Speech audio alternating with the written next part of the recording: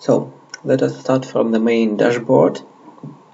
It shows general status information for the router and individual modems, as well as some key metrics. You can see that we have now 4 active VPN links. We can see the CPU and main board temperature for the router. Here is the current downlink speed and uplink speed, as well as peak speeds for the last hour, peak download speed and peak upload speed for the last hour. And also for the individual modems, we can see that they are all currently on the 4G network, but on different mobile carriers. First one is on Orange France, second on Bug Telecom, third one on SFR, and the fourth on the Free network. You can see the upload, download, throughput individually per modem. Then temperature, the SIM slot in use, either it's our eSIM or the usual SIM slot. The distance to the cell tower, the latency of the connection based on ping, and the status of packet data network and VPN tunnel. Let us run a speed test. First it would be a 15 seconds download and then a 15 seconds upload speed test. You can see that we're getting like around 320 megabits per second currently. Total for all 4 modems, and you can see the individual throughput per modem. And then there would be an uplink speed test. And we're getting around half of that, 170 megabits per second for the upload speed test. Here under more info, you can see more detailed information about your SIM cards, about the modem, like IMEI number, the firmware version, the IP address in the carrier network, as well as some detailed status information to help you debug in case of any issues, and also for our support to be able to help you.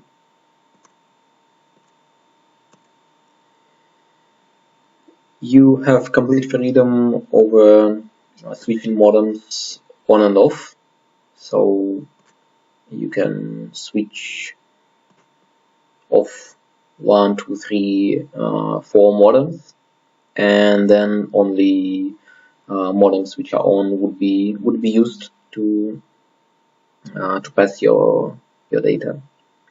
But let us switch modems back on for the purpose of this demo. And while they are being configured, let's go to check out the settings and start from router configuration. So here you can see the IP addresses and masks for the couple of main interfaces for the router. Then there is a carrier configuration per modem. So you can select the data mode, like 4G only or 3G only or multi-mode, 3G plus 4G. And the carrier selection. It could be completely automatic. So modem decides which carrier to use. And then it could be manual. And manual from the list of preset carriers for a number of different countries. So you can select here from the preset list, or it could be manual from network scan. So you actually can perform network scan using any of the modems, and then select from the results of this network scan. Currently you can see that these 2 modems are configured based on the results of the network scan. Then there is a configuration for the enabled LTE bands. You can see that first two modems have all LTE bands enabled, all possible for these modems, and the last two have only the most common in Europe LTE bands enabled: band 1, band 3, band 7, band 20, band 28. And as I said, you can select all of them or just a couple of them to be enabled on the modems. And then in the SIM configuration part, you can select the SIM, usual SIM slot, or the eSIM, which we provide, and the APN settings. Usually you can use automatic for a lot of carriers, or you can do manual if required. And of course the PIN for SIM unlock if required again. That's all for the usual settings. Let's go to advanced ones. No, we don't want to save the settings. These advanced settings are required only if you move between different regions. For example, if you are in Europe or pretty much any other country, use the generic profile for the modems, and you need to switch to Verizon, AT&T, or T-Mobile USA in case you're using these carriers only. We also provide user interface manual, of course, where you can see all the details, detailed information, which we just talked about, and detailed descriptions for the settings.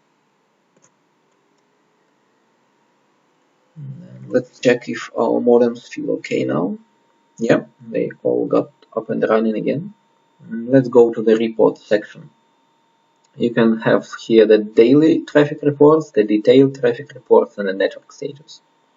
So the daily traffic reports, they provide information about the uplink traffic, gigabytes sent, downlink traffic, gigabytes received, and the total traffic. It is provided per SIM card, so you can filter by the SIM card number here. And also you can set it up for any time period you want, like from the 1st of September to 1st of October, for example. You can see that 266 gigabytes total was used for all 4 modems. And then the detailed traffic report provides pretty much the same information, but on the per minute basis. So every minute you have information for each modem, which carrier was used and how much megabytes was consumed by this modem. And the network status report provides very detailed information about the connectivity and network metrics. You can check again the ping latency, the distance to the cell tower. Here all the modems are on LTE, so different LTE metrics such as RSSI, RSRP, RSRQ, SNR, the modulation, downlink and uplink, the carrier aggregation information. So you can see up to 5 carriers, because up to 5 carriers is possible in LTE. And currently we're at maximum, we're using maximum 2 carriers per modem.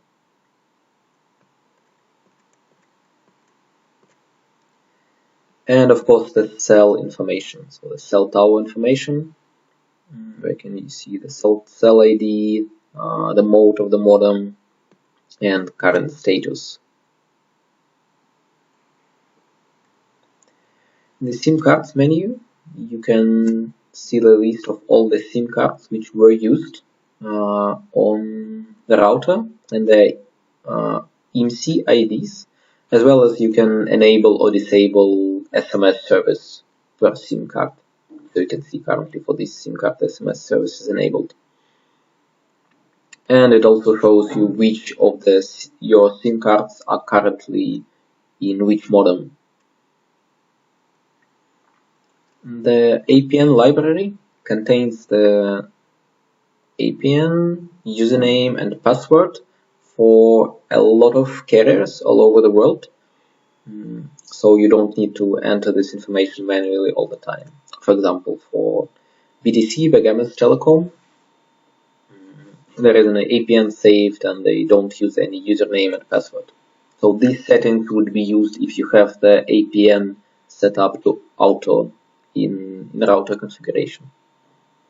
And of course you can add a new APN to this APN library as well. And then SMS, you can currently see that there are 4 unread SMS.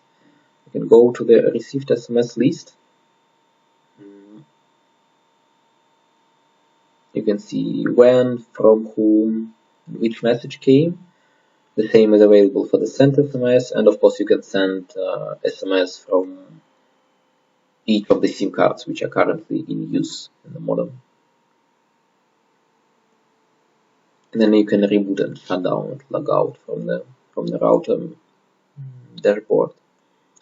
Here on the top right side you can see your public IP address which we provide and our support contact information, email and phone number.